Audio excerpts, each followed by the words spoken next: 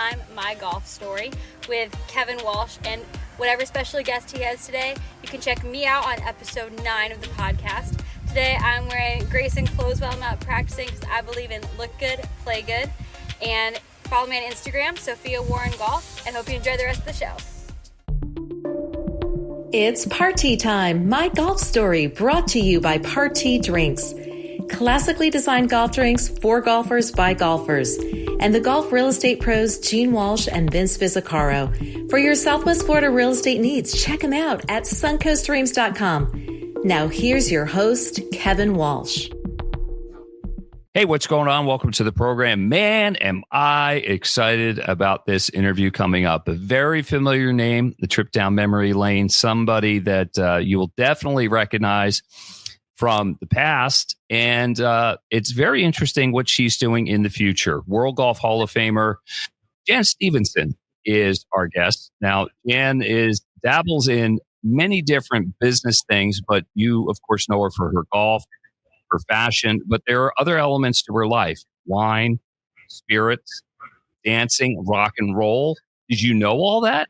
I don't think I knew it until I took a deeper dive in and trying to get her on the program for a long time. And she is our guest, World Golf Hall of Famer, Jan Stephenson.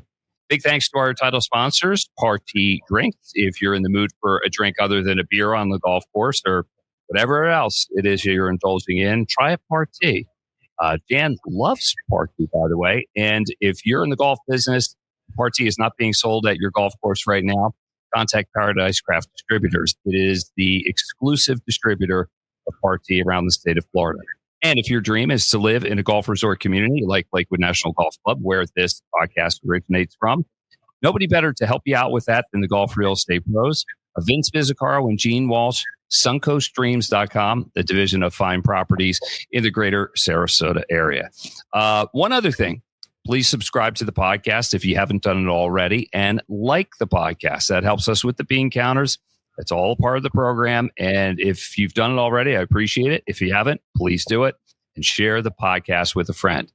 14,000 subscribers, 330,000 views. And that's just on YouTube. That doesn't include Spotify and Apple. So really appreciate the support on that.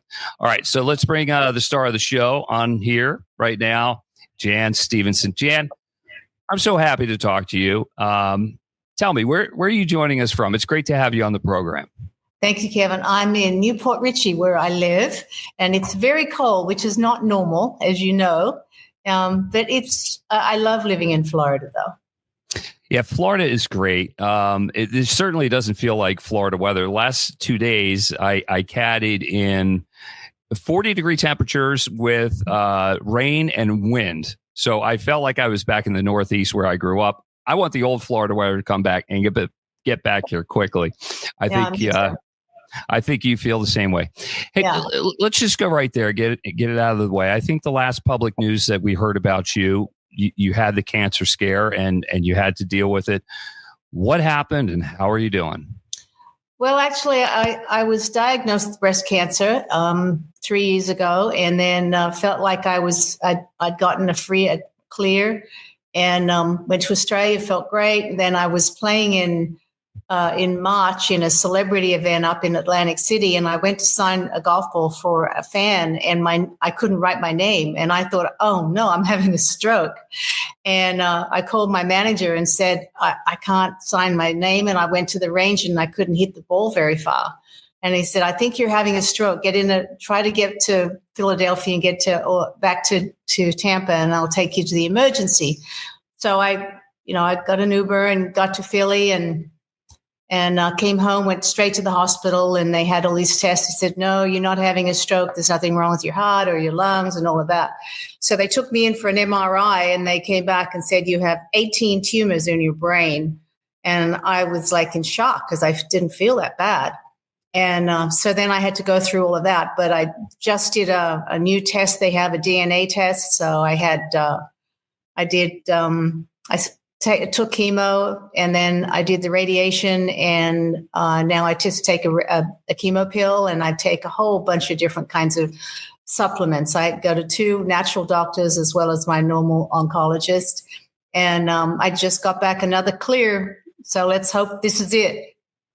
Oh my God, that's scary to hear, but that's great to hear. So, I mean, is it fair to say you're a walking, living miracle, all things considered?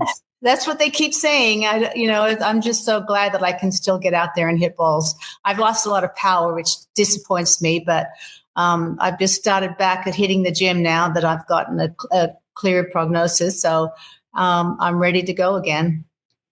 How much golf are you playing, and how is your golf?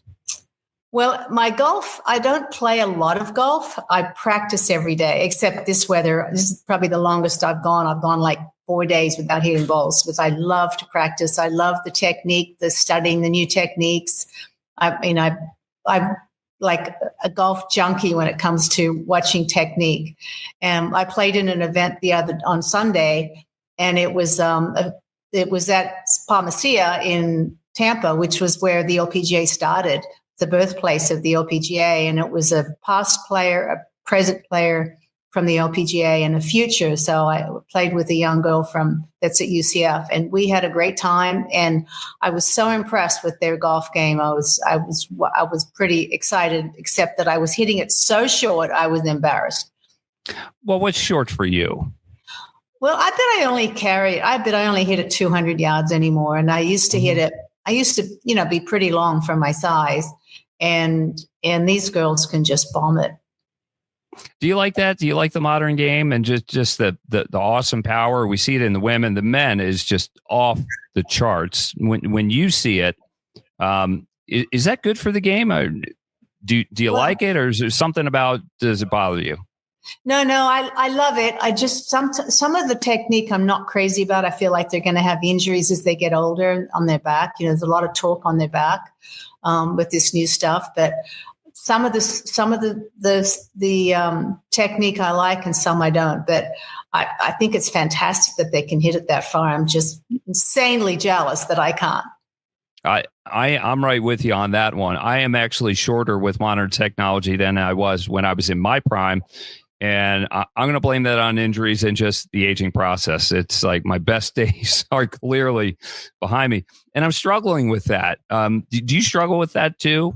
Big time. That's probably the worst part. Is like I was getting. I take lessons from Gavin Coles, who plays on the. I used to play on the PGA Tour and the Champions Tour, and now he teaches in Orlando. And I was calling him at all hours of the night because I knew I was going to have to play with these young juniors. And I was like, "There's got to be a way for me to hit it further." And he's like, "We can't. You can't do it right now. We're in the middle of changing your golf swing." Because he's convinced me that if I can get better technique, I will still hit it a lot further than I do now. So that's what I'm after. Yeah. Well, let's go back to the beginning. Where does your golf journey begin? I know it begins in Australia, but how old were you and how'd you get your start? Well, I was playing tennis at the time. I was 8 years old, and my father was he was actually a professional cricket player. And so he would drop me off to play tennis, and he started playing this new game called golf. And I was like, no, wait a minute. Why are you playing something that must be more fun? So I used to sneak off and watch them. And somebody told him one day that, your daughter's got a really good golf swing. And he said, you mean she's got a good tennis swing? And they went, no. She sells golf balls. When you're playing golf, she's out selling golf balls and she's not playing tennis. So I got caught.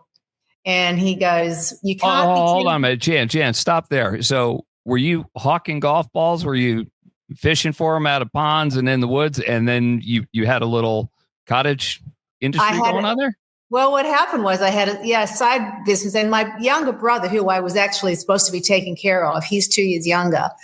He was catching the snakes because in the up at those days there was a lot of bush, and we were about 2 hours north of Sydney at the time. We had a weekender where we'd go on the weekends, and so my brother would sell the snakes to the reptile park for money because they needed the venom. And I would be selling golf balls to the people that were playing golf. So we were pretty flush with money for an 8 and 10 and 9-year-old.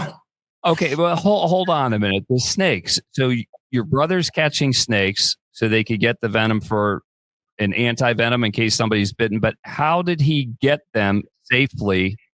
And he's 8 years old and he's rustling snakes?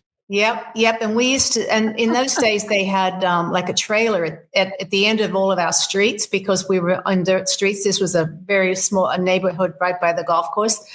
And the snakes were, very deadly and everywhere. And we would sell them to the reptile park and get pretty good money. I'm petrified of snakes. And when he was a firefighter later on in life, and he was the snake catcher still. He can catch poisonous snakes. He's amazing. I wouldn't try that myself. No. I had. Boy, that's he's got guts, or maybe he was a little right, but it makes for a great story. So I'm glad you shared that.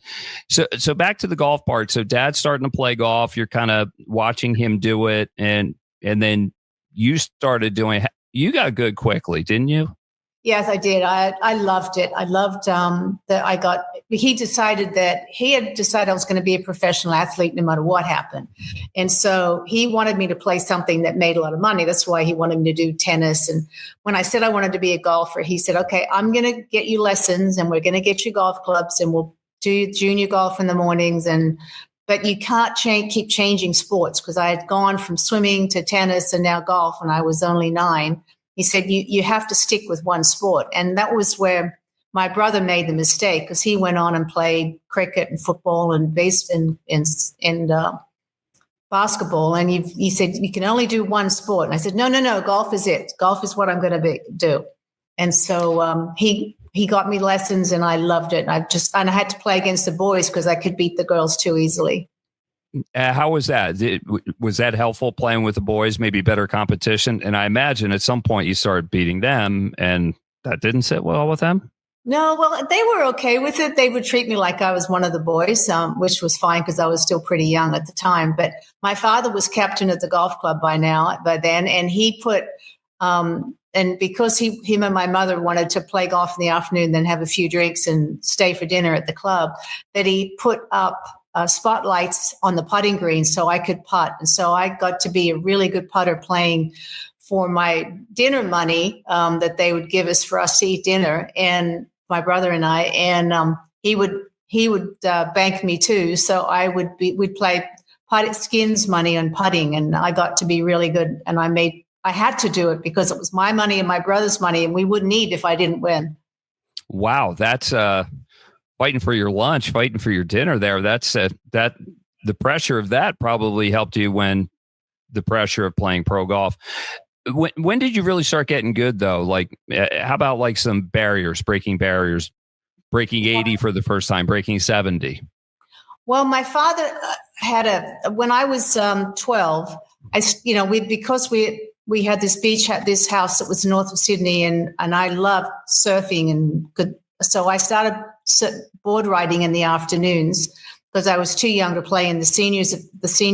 We used to have senior competitions, but I could only play in the junior ones. And so my brother and I would go to the beach while my parents played golf.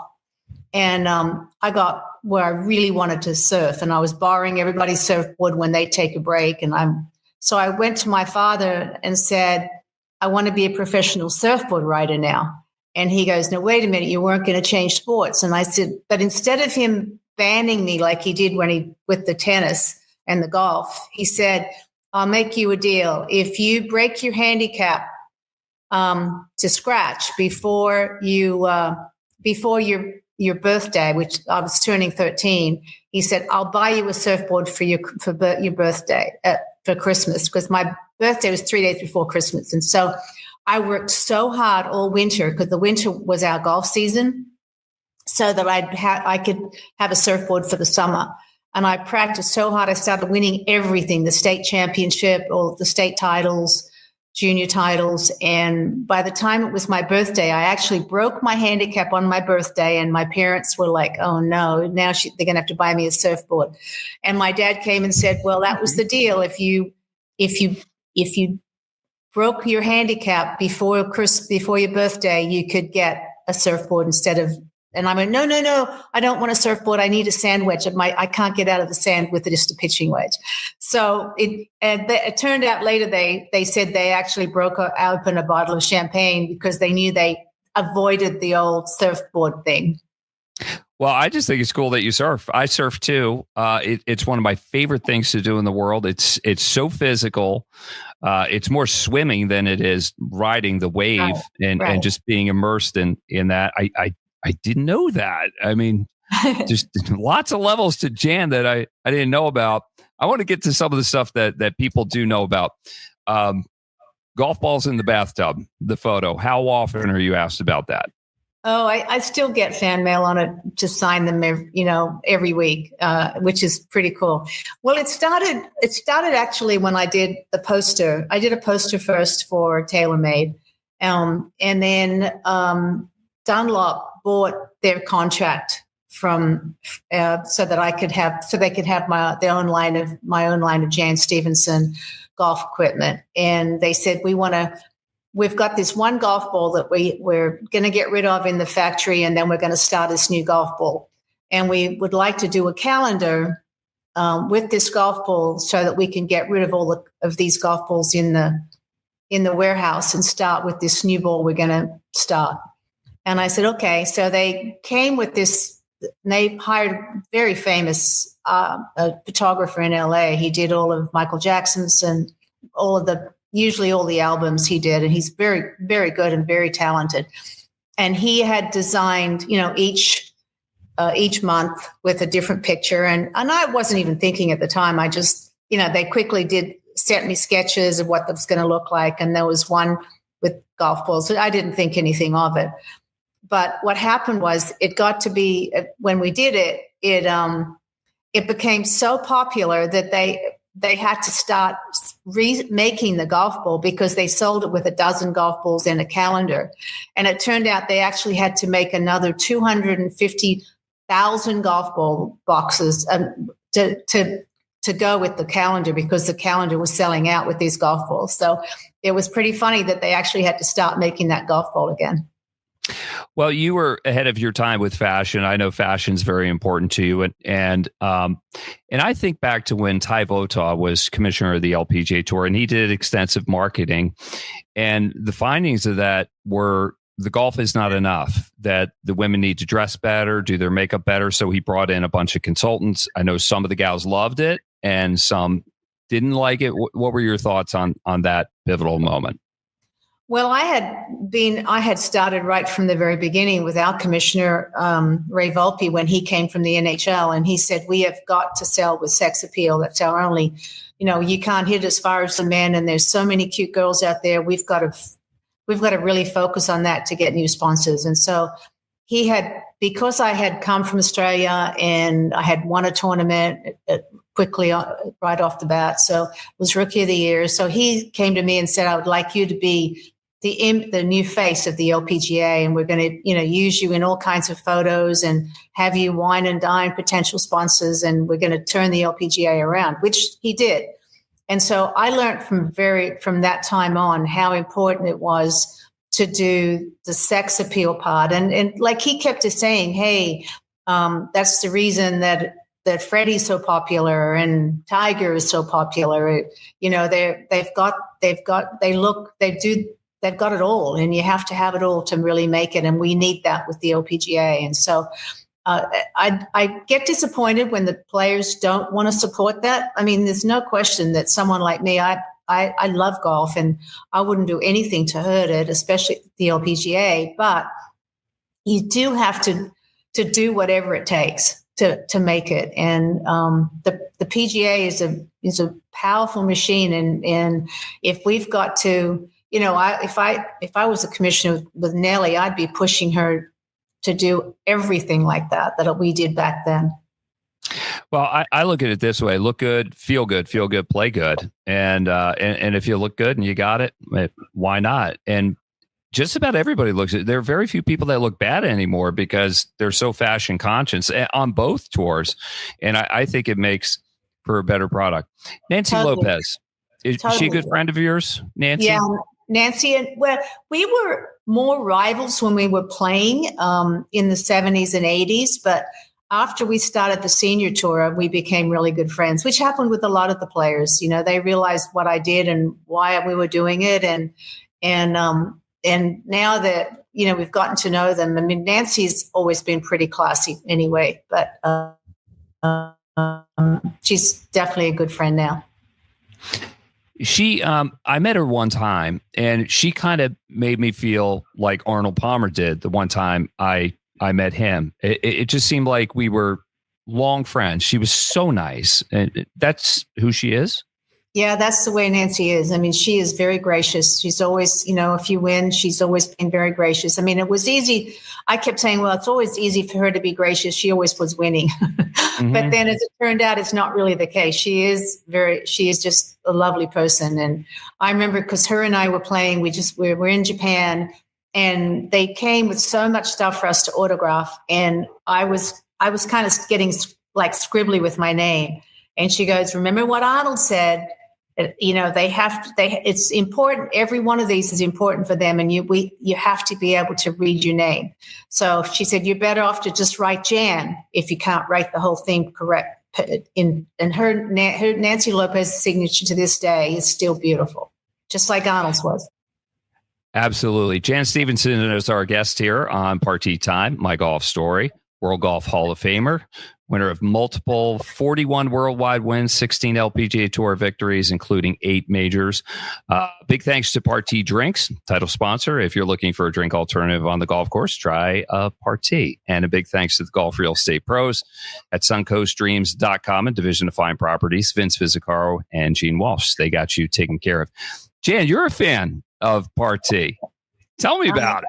I am. I love the name. Of course, it's got a little golf theme. So I usually bring them to a lot of parties, and people go, oh, I've never seen this before. And, it's funny because Paradise sells, I think, more to the marinas than they do to golf, which doesn't make sense because they all should be in everybody's golf cart or the beverage cart. Because, I mean, I've got the one I like is the Fade. It's I think it's called Fade Away, and it's a vodka with lemonade, and it's so Faderade. That's it. Yeah, there you go. It's there's so many good flavors. I mean, I know we do a lot with the Bloody Mary and the orange juice and vodka in the morning in the marinas because people want something on the way out to fish. But, I just think that it's great because they're nice and you can have them chilled and you can drink it while you don't have to like gulp it all the way down, and they are actually taste really good. I mean, and I think for the price, it's crazy that people don't get to have them all. Well, you're a lover of finer things in life, fine wines, fine spirits. That's a big part of your business acumen and everything. Where does that come from, and where is it now with wine and spirits? Well, I started the wine a long time ago because one of the people I played with in Australia was a famous winemaker, and so he wanted his kids to come to school over in America. So I bought a small winery in California, and he ran it and produced fabulous wine. I did really well with it. But once we got to COVID and I couldn't go out and do wine tastings and clinics at country clubs, we were losing money because we couldn't, COVID, nobody was going out to any kind of event socially. So I sold the winery. And in the meantime, a company was building a new distillery in Utah and had read about how I believe in pure water and had my own winery and knew how to sell. They contacted me and said, would you like to do your own line of spirits? And I hung up and said, no, the wine is way too much work. And they kept bugging me and said, we're building a new, we've got this place where we've got water from the aquifer, and it's really good water coming down from Park City, and we need someone with a name on it, and they've pulled out, and we need someone to help us get started. So I flew up there, and I made the mistake of flying up there and meeting them, and I got hooked, and I invested in the distillery. So I now have my own line. I said, only way I'm going to do it is if I can have real fruit in it. I don't want to be able, if I've got water that's pure, you can't use artificial flavors. And so they went, okay. So we had to macerate the fruit. So I picked mango, pineapple, and passion fruit. That's cool. Hey, can I ask you, when you play golf, do you ever indulge in a beverage? No, never. No. No. Why not? It's like it's because I think it's just because my whole life, it's work. It was work, and I would never even consider drinking when I played golf. I'm kind of the same way. I know it's changed. I mean, there's music on the golf course. People have a party on the golf course or some other. It's just part of it. And if that's part of their fun, I think golf's hard enough as it is. I'm not going to make it any hard. I mean, that's why I don't do it. I wait till later. It's the trouble with it is you'd have to be able to control. I mean, they do say that. I mean, I have read the results of it that there's a happy medium. If you can get to that stage where it takes off the edge and it takes off the mental nervousness, that it's actually good. But you've got to continue like that. You can't keep drinking, otherwise you lose that, and then you start losing control of your body and how the ball goes. And so there's a very tiny, perfect little window where it is good to drink. So you either have to have a party and just sip a little bit all the way through, or early on, just so that you get the nerves off, and then just keep it at that stage. So maybe only a sip every 2 holes or something, because otherwise you lose control. What's the Dancing with the Stars story? Oh, well, my mom was a professional dancer, and she had a horrible motorcycle accident when she was dancing, when she was a pro. And she used to entertain during World War II. All the people, the guys had come down for their R&R. And so she was always disappointed that I had to give up dancing for golf, because I was doing dance at the time. And my father's like, no, she's got to concentrate on golf. And so I really never picked it up. And then, so when I came back to Australia, my mom had a stroke, and it was a chance for me to stay home and take care of her and for a few months. And it came up that I could maybe get on Dancing with the Stars, but they were looking for celebrities. And I had said something somewhere along the line when I was down there that it'd be fun to learn to dance for my mom. And so they contacted me, and I went down and they interviewed and see if you can do the normal steps, which obviously I could.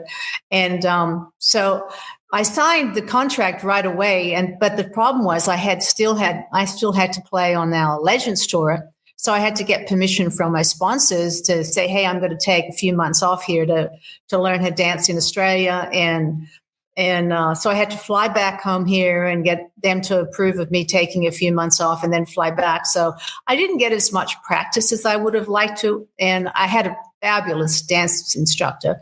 But when we got to be really good friends, in fact, after we finished dancing, he came over and we did a series around the country club that I had learned.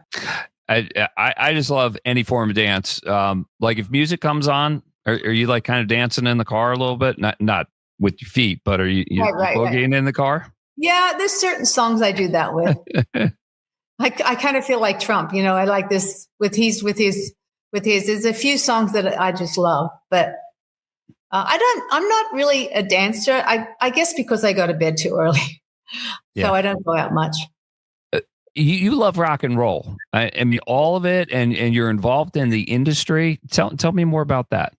Well, I am because my business manager was a producer at rock concerts. I started because his wife is my partner in the distributorship with their son.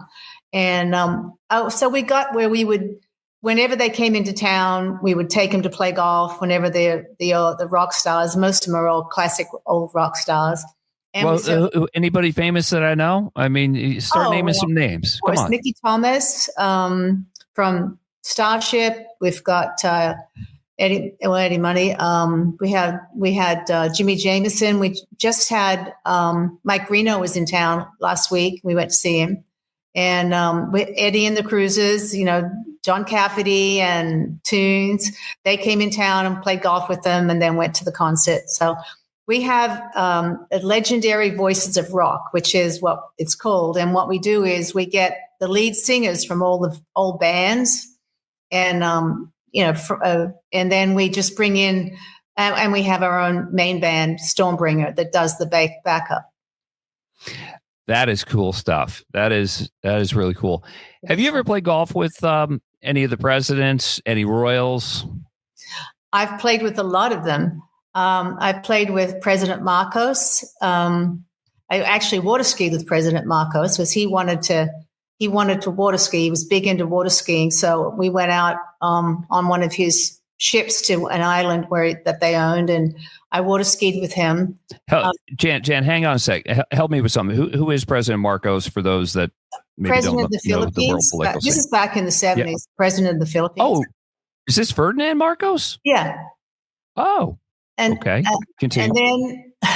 And then I've played with both George Bushes, and I was good friends with John Sununu, who was chief of staff, and so we played a lot of golf with George Senior and with George W. because I lived in Fort Worth in the summer. So when he was the governor, I played a lot of golf with him.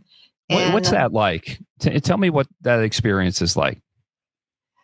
They're like normal people when you play golf with them. They get embarrassed when they hit a bad shot, and they're a lot more relaxed. You can kind of tease them like you do with golf. With golfers, you can give them a bad time if they mishit a shot. You'd never do that off the golf course. I mean, it turns into a different person when they're off the golf course.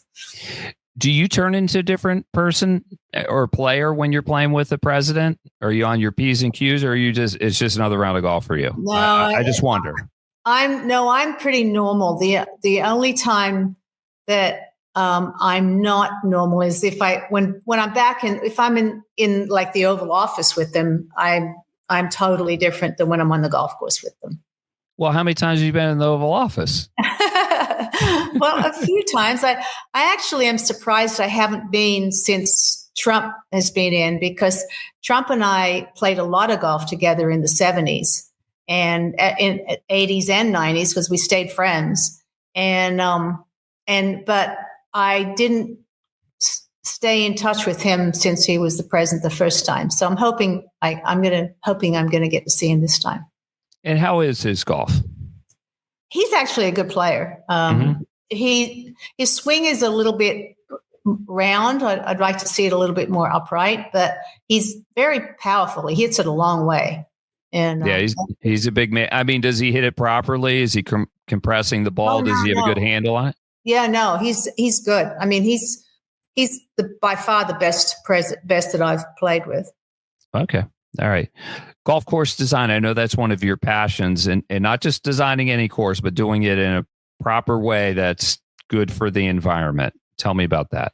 Yeah, you're right. I am. I mean, I was really lucky to intern with Pete Dye, who I think was the first of, except for maybe perhaps, I guess none of the modern ones say they are, but they really aren't worried about the environment and maintenance. And the fact that my foundation owns a golf course, I've learned more and more about how we really should be ashamed of ourselves when we do something that's not in play.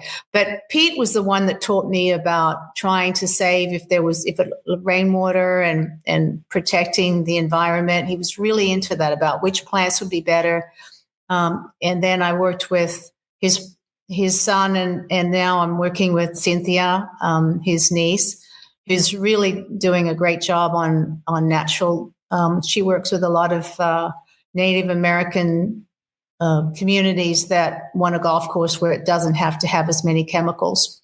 And I'm really lucky because I'm with a new company. I'm an ambassador to a company now that can add oxygen to the water. So you know how it is in Florida. The reclaimed water is really poor quality and doesn't have parts per million of the right oxygen that it needs to supply the energy to the plants. And so this system can pull the water from your irrigation lake and add and build oxygen, makes oxygen on property like a hospital does, and has a way to be able to infuse it into the irrigation water, add ozone to kill bacteria without any chemicals, and then put it onto the plants. and we're having fantastic results. And now we've just learned how to control the pH, so they don't even have to use any acid to control the pH. So I'm really excited at this new technology.